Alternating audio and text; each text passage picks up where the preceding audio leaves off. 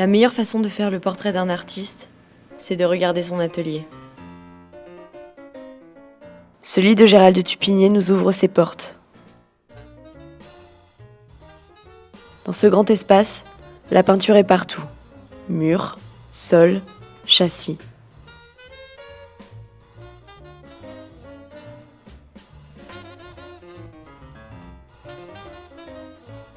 Un cendrier, des mégots, un pot de peinture. De formation philosophique avant d'être peintre, Gérald de Tupigné a introduit le langage dans ses œuvres de manière énigmatique, en français ou en italien. Il résume ainsi sa manière de penser. Je dirais que la peinture est au langage ce que le fumier est aux fleurs. Le musée renferme 1200 œuvres, plus de 300 artistes. 20 ans après sa première exposition, Attention peinture fraîche, le MAMAC consacre à Gérald de Tupigné une exposition intitulée Fuite du chaos en 2002. Quand je peins, je suis dans mon propre monde. Voilà, je suis dans la jubilation. Je n'avais pas envie d'être ingénieur ou directeur de banque ou je ne sais quoi.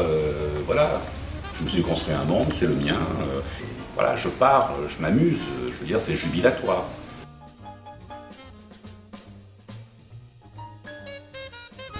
Souvent, on m'a posé la question pourquoi vous peignez. Je veux dire, pendant très longtemps, je ne savais pas trop quoi répondre, mais je crois qu'au fond, la seule réponse, c'est pour être seul.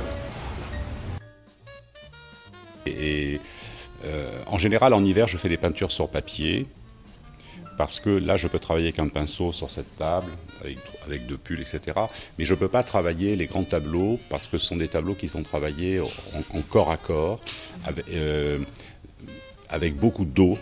Donc évidemment que c'est très très gênant quand il fait froid de mettre les mains dans l'eau, de balancer de l'eau, de peindre avec ses mains. Des œuvres s'accumulent, serrées les unes contre les autres. Chaque nouveau tableau risque de cacher le précédent. Aucune de ces œuvres ne possède de nom. Elles se dressent devant nous, chacune impose sa tonalité et nous oblige à lever la tête. La peinture est épaisse. Les traits de pinceau retracent les étapes de la création, des brides d'écriture et des débris de matériaux. Des livres, des pigments, des figurines, témoins d'un artiste inscrit dans son histoire. L'odeur de la peinture et de la cigarette se mêle à l'air du jazz.